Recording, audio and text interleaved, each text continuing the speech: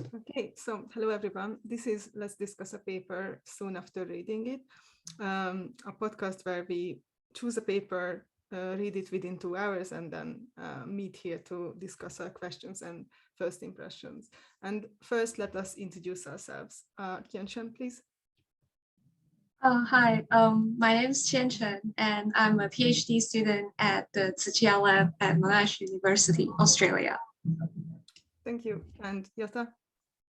Hi, I'm Yota Koshima. I'm doing research assistant. And thank you. And I'm Aniko Kusser. I'm a PhD student at Monash University. And today I will summarize the paper. So the title of the paper is Rethinking Space, a review of perception, attention, and memory in scene processing. And it was written by Monica Castellano and Carolina Chris, I believe. And it was published in the annual review of Vision Science in 2020. And basically the paper is about, of course, scene perception. And they start up by discussing that, of course, scene perception is often, or scenes are often described with spatial information and with semantic information.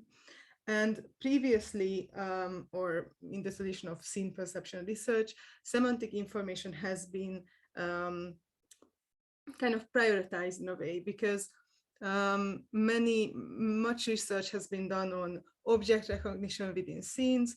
And for that, of course, the semantic information seems to be very important. If, for example, there are semantic violations, so an object is in a scene that kind of doesn't really work, then it is obviously the scene perception is altered, or it is less efficient.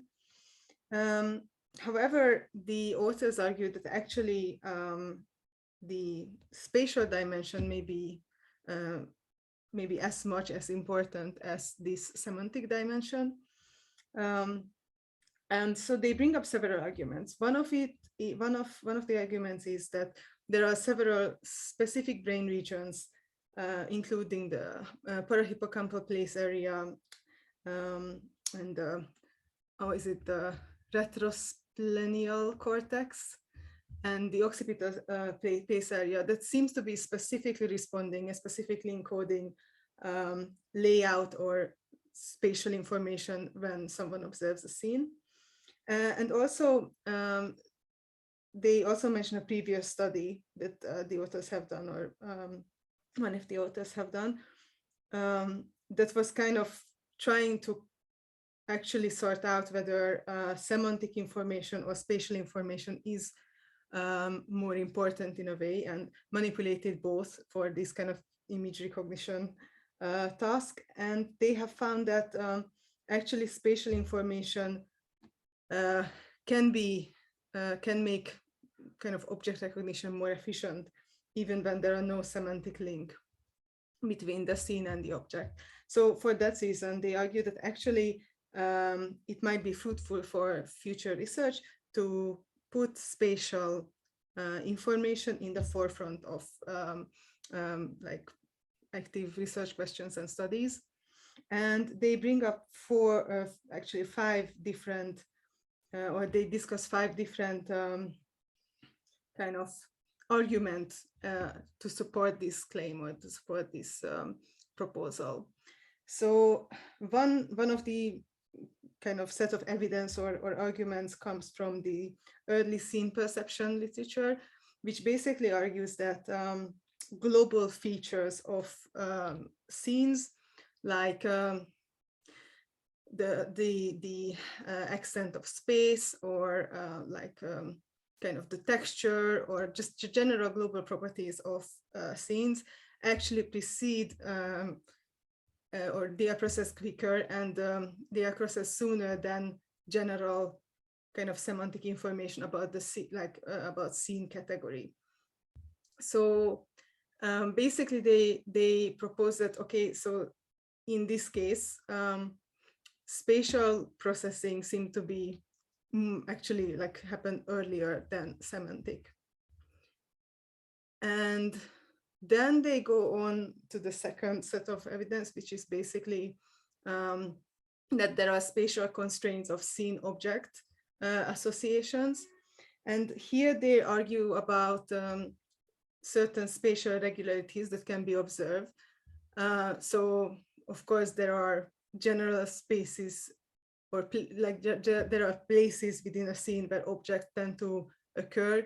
And of course, there are also kind of physical or expectation based on physical rules where objects can occur.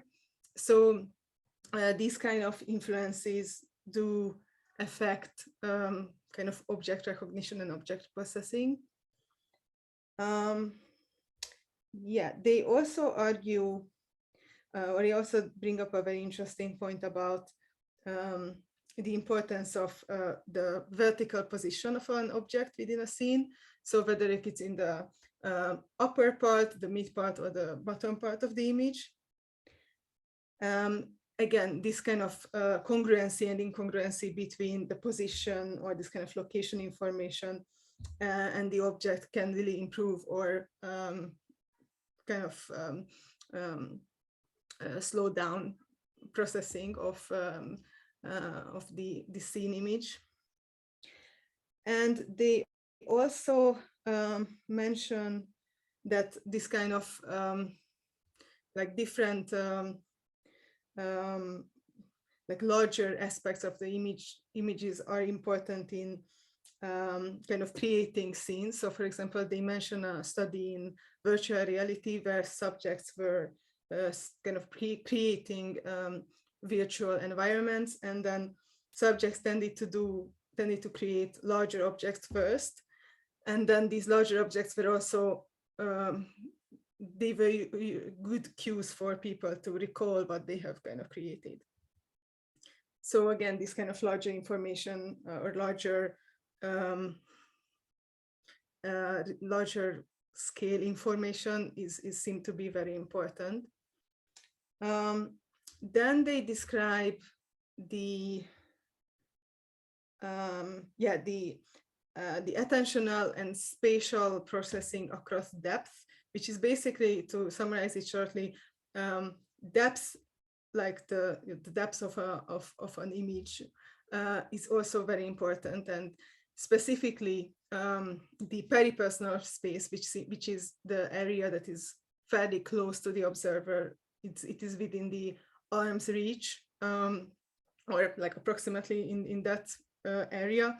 That region seems to be prioritized when it comes to information processing. It seems to be more accurate and more sensitive to changes.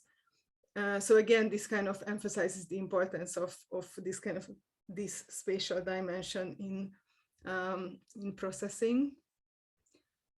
And then also they mention the importance of navigation within space. So of course, when participants look at scenes, they can actually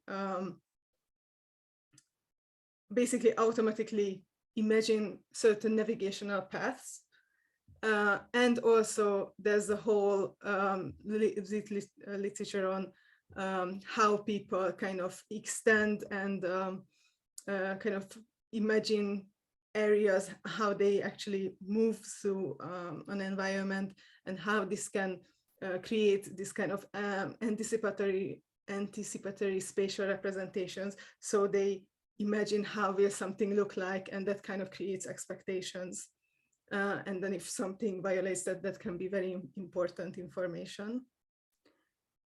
And finally, they also discuss that spatial information is in general very effective as a cue for memory retrieval.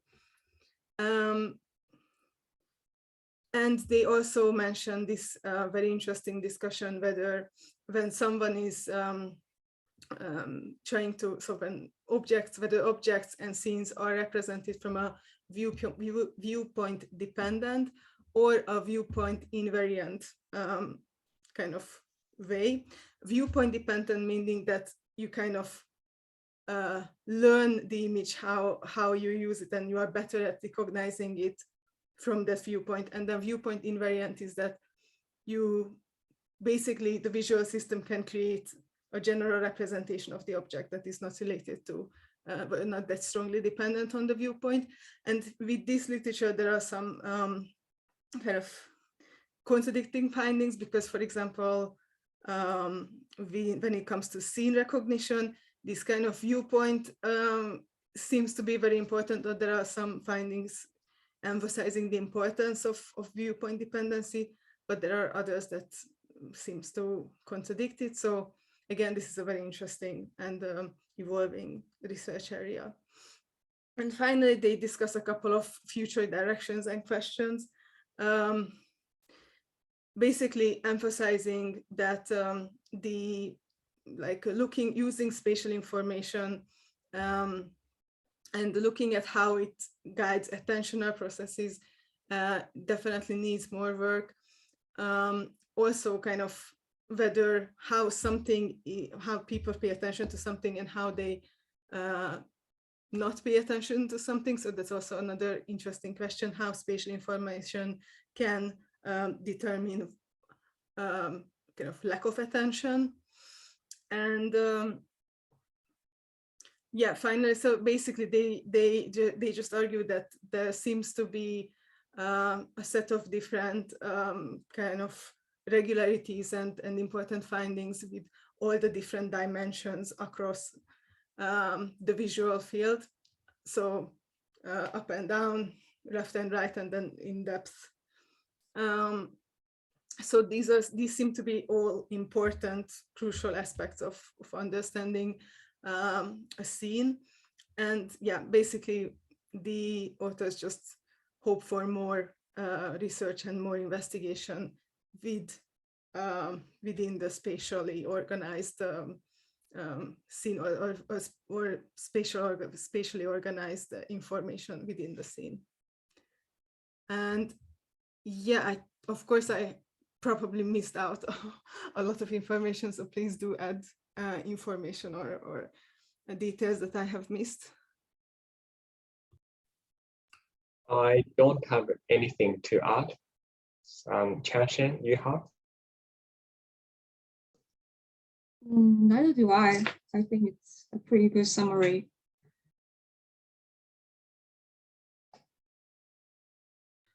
Okay, then we can maybe go on to discussion. So do you guys have any kind of questions or discussion points that you wanted to bring in? So I have a question to kind of Chanshen. Okay, go ahead. Because, the figure 1 of this paper, which investigate the difference between the incongruent location versus incongruent or semantic incongruency or something like that. And that, or kind of, I feel it's similar, experiment to yours in a sense. So my question is that, did you distinguish this, location congruency and semantic congruency, or have you ever solved this kind of stuff? I'd say in our experiment, we look at semantic congruency only, and the spatial congruency is relatively well controlled for, because every image is a person performing an action on an object. So the object wouldn't be, out of place. It would only be either congruent or incongruent with the context or the action. And if I remember correctly, you compute some, the speed or something, the information per second or something like that, no? Not for the current manuscript, yeah. Yeah, because, this paper mentions that, spatial information will be processed first, and then after that, the semantic process information. So maybe, if you only focus on,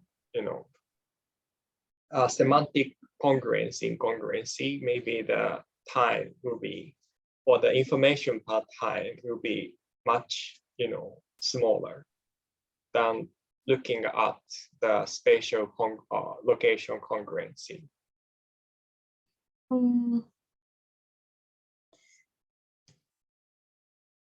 Maybe I would say, so we have two tasks in a sense in our experiment. So the semantic congruency is only one of it. And the other one is a more general task, asking whether people are able to distinguish what they see in the image and some patches from a completely different and unseen image set. I would say to some extent, participants can utilize this spatial organization of the original scene to do the task to some extent, because when we present these test probe patches for participants to judge whether that patch was part of the image or not, we present them in the same location as they were in the original image. So according to this paper anyway, then us presenting them in the same location would have helped participants to recognize or make other judgments, right?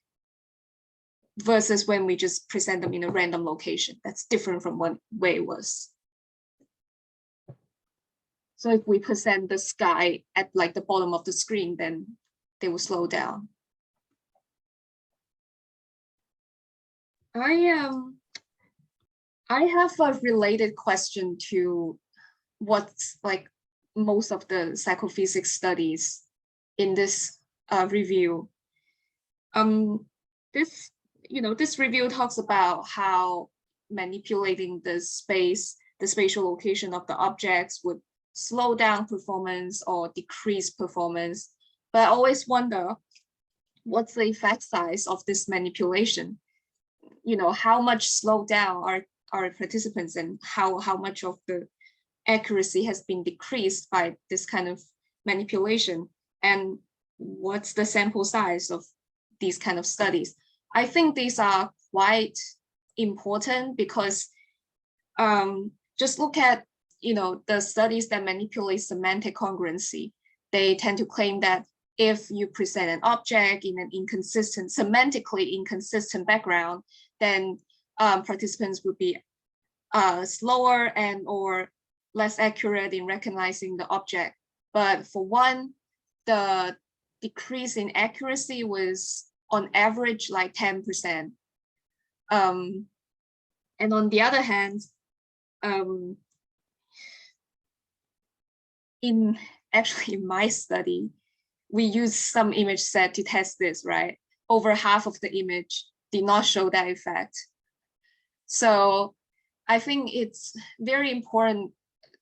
I would hope that they are more kind of explicit about the actual effect size of this kind of manipulations, especially when they are kind of making the point where the spatial organization of the scene is prioritized for processing compared to semantics. Then I would love to see a bigger effect size, right? Yeah, I think it's also, they have mentioned studies with eye tracking, and kind of, I think that also suggests for me that I think some of the findings were about, how people were fixating to an object. And for example, some of the off-location objects were, they needed more fixation or longer time to recognize or to find it. So again, with this kind of eye tracking measure, I think it's more, potentially you are able to find differences that are much smaller on the behavioral level. But again, then it kind of comes back to the question, is this relevant? Like, is this relevant when it comes to processing the scene, or how relevant is that? How deterministic is that? Yeah. So, I mean, there are some, so it, as far as I know, there are increasingly available eye tracking options for online studies, actually. So it potentially might be an interesting thing to do larger online study to actually properly measure sample sizes for such effects. Yeah, that would be great. Yeah. But yeah, I completely agree that this kind of, yeah, of course, this is a review paper, so they might not have space or they don't want to discuss specific numbers, but it's definitely, yeah, it's definitely interesting how much, for example, certain aspects, certain manipulation is able to decrease the efficiency of processing, because it is kind of an important yeah, outcome. Yeah. Another thing I want to discuss about something proposed in this paper is that towards the end, I could have said where it was. Anyways, in page 16, they mentioned that different regions of the scene are processed with different levels of priority, depending on, you know, the task demand or like, you know, common expectations of what should be where. So the more relevant regions are prioritized for processing and allocated with more attention, while the irrelevant regions are actually inhibited for processing. And yeah, it makes me wonder, how are they inhibited in a sense? Like, are they inhibited at the level of early kind of visual processing where it, you know, people actually don't have, let's say, conscious perception of those irrelevant regions have been significantly inhibited, or you perceive it as it is, but it was inhibited in memory? I think it would be a very interesting thing to kind of discern, because I know that I think in 2016 there was a paper that looked at incidental memory of faces. It was, I think, Now also participated in that paper, and I think if I remember correctly, it was the task, a visual search task for target face in a picture of many faces. And they tested people's incidental memory to the irrelevant faces that participants had fixated on the way to search for the target face.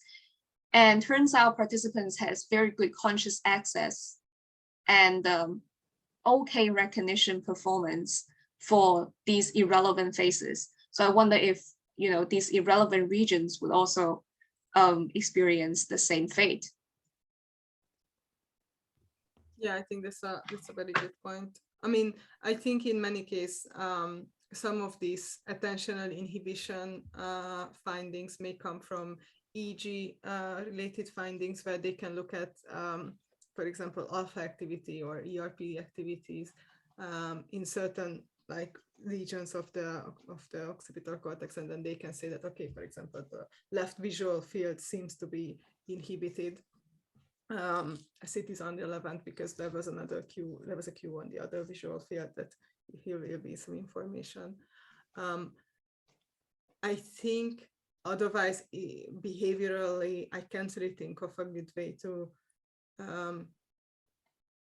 discern whether an information is inhibited or it is processed but just then not stored. And yeah, this comes into the whole kind of rich perception or sparse perception, or like into this discussion.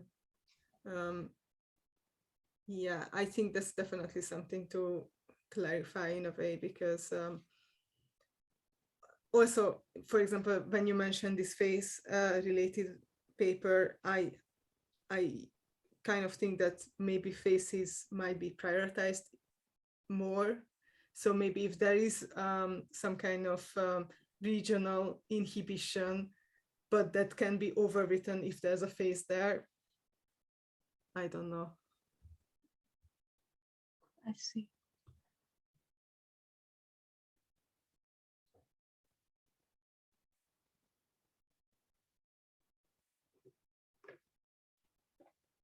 Yeah, for me, I think something that was quite interesting is, again, in the end, they discussed that so some objects may have more kind of fixed locations. They mentioned cats, which have no fixed location in place, when it's spatially, which is very, very like great to discuss. Exactly, they can be anywhere. And so, yeah, in a way, I think it's also kind of points out that potentially not all objects are handled the same way, and there are like kind of learned regularities for certain objects as well. And in that way, I think we should kind of pay attention more, or like I hope that more research will pay attention to what kind of objects are we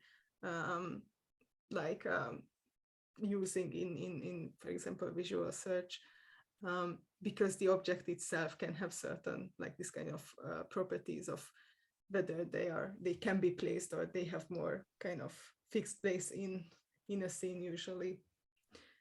Yeah, I think that was interesting.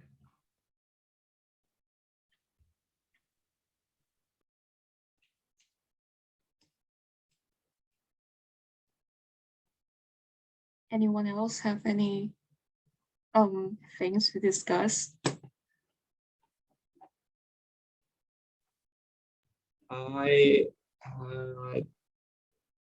Maybe one thing.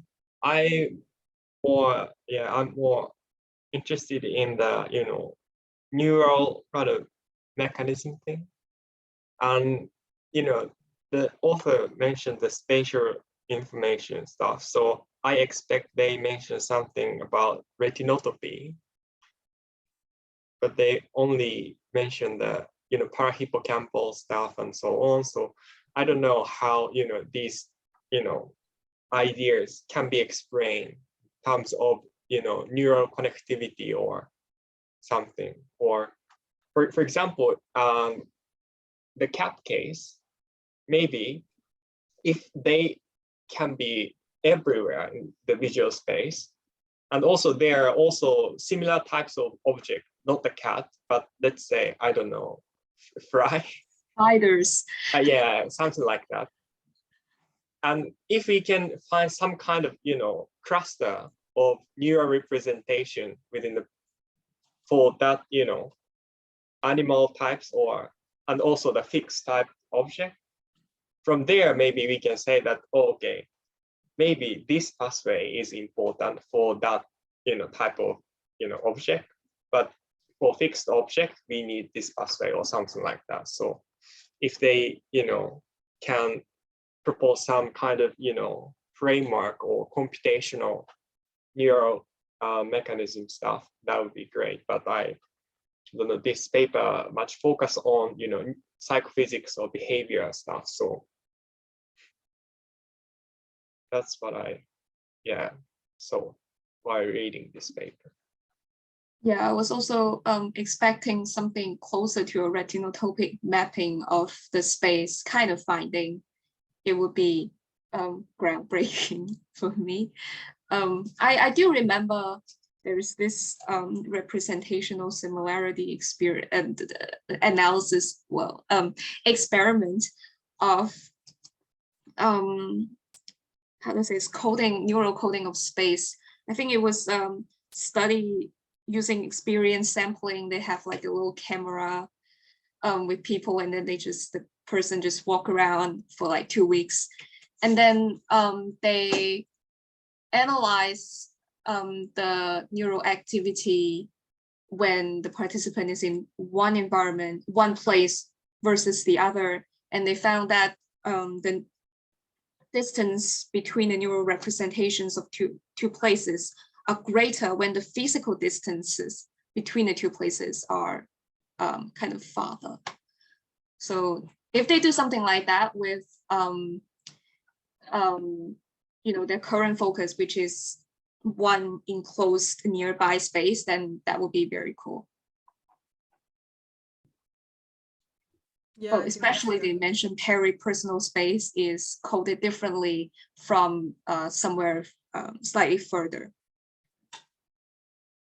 Yeah, I think they also mentioned, and I think potentially they are working on project with virtual reality, which is a very nice way to kind of assess these changes. Yeah. I mean, yeah, I think it's definitely very interesting. I was actually not familiar with this literature, and I didn't know that this semantic dimension is so much more emphasized than the spatial kind of information. But I mean, I can definitely agree with the authors in that, like, yes, spatial information seems very important. But yeah, I guess it's whether it is more important than semantic, or is it always more important, or only in some cases, yeah, potentially that is more, I think we would need more research. Yeah, but definitely interesting summary of this kind of framework. I've learned a lot of new information.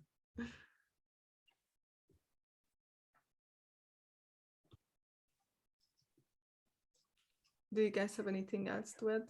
So regarding DL experiment setup, can we still perceive the distance? It's just full 2D display? Because if we are talking about the distance, I think it's better to use the real object instead of image, because otherwise we can't perceive any distance. And of course we can estimate the distance between the observer or the viewer, agent, and the object. But I don't know. What do you think? So wait, can you clarify your question? So you think that like images presented on a screen, for example, they don't have that much depth information? Yes. Because let's say if you present the picture of house, or let's say kitchen, and then they label some like upper and middle and bottom, and also they mentioned about the peri-personal and far away stuff.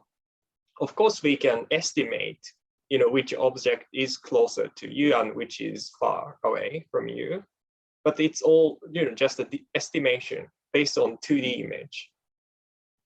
But in real, environment, by, using binocular information disparity, we, compute some kind of distance and then use that information. So if I think we want to talk about distance, we need to use not the, image presentation, rather just a real object. I don't know whether it's, empirically, practical or not, but yeah, if we can, manage that, I think it's be better. So, and that would not include virtual reality I setups? think, yeah, I don't know, because I've never tried that before. Have you ever tried DL? I had, but it wasn't the most kind of developed setup in a sense, because I could see pixels. And I was pretty scared off at the calibration stage because they use like deep sea kind of immersion kind of thing. I was kind of scared. But otherwise it seems quite real because I was scared. Okay. But I think some people could criticize to what extent VR does simulate our actual visual experience. I think especially with the way they present peripheral visual information to you. And also I know that, you know, people who get dizzy over VR, but they don't get dizzy over physical reality. So when they are looking at how spatial information are processed using a virtual reality, they need to be very careful about these kind of things. Yeah, so on that point, I know that, for example, that's a very good test, I guess, or an interesting thing to, for example, put people in VR headset and use an image, like use a VR environment which kind of shows an edge. So, for example, you are standing on the edge of a building or on a mountain or something like that, and there are actually quite big varieties, I think, within individuals. But there are people who are actually like really like super scared, and then they don't, they don't dare to step into the depth in a way. So that would kind of suggest that it is at least on some level enough to induce some fear response. And for those images, it's definitely like depth perception or depth related information that is the important aspect. But I don't really know if I'm pretty sure it has been tested, but I don't know any concrete papers that has looked at it in detail. But yeah, I know that there are people who can be really like scared of moving towards the edge in a VR environment. They're using it for the exposure therapy for people who's afraid of heights. Yeah. So maybe it can be at least somewhat similar to like normal experience, I guess. Okay, then I should try that. I mean, VR at some point. Yeah.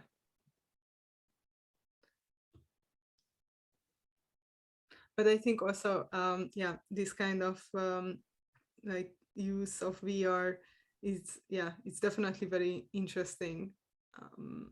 I think you can, like, people are able to adapt to this kind of environment very quickly and very like efficiently. But then, like whether, I think it would be interesting to compare. So actually there are, I think, studies with augmented reality. So you are in an experimental room and then you have a VR headset, but you are only like, there's, for example, an image of a cube somewhere projected, but otherwise your environment is the normal environment that you would have. Oh, like bizarreness of the environment or something. Does it like duplicate the experiment room or something? I think so. Yeah. So augmented reality. I think there are. I'm pretty sure there is also like actual representation of the same room, or maybe there are also some solutions that would just show the image on top of I don't know. I'm not sure. But if that would be an interesting, like that would be an interesting kind of mid-step to do research on as a natural environment.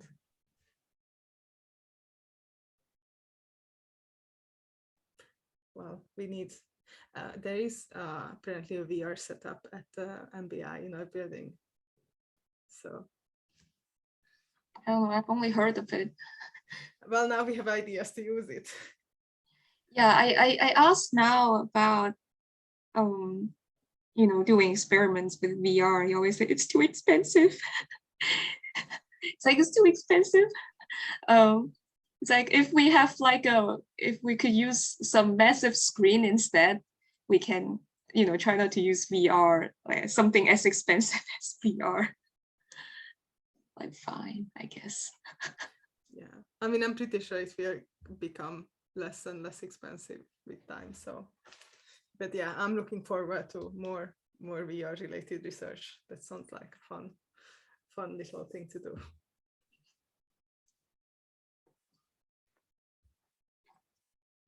So yeah, I think do you guys have any other questions? Because we have already, I think, discussed for like 40 minutes now or so. But if not, then thank you guys for coming and see you next time.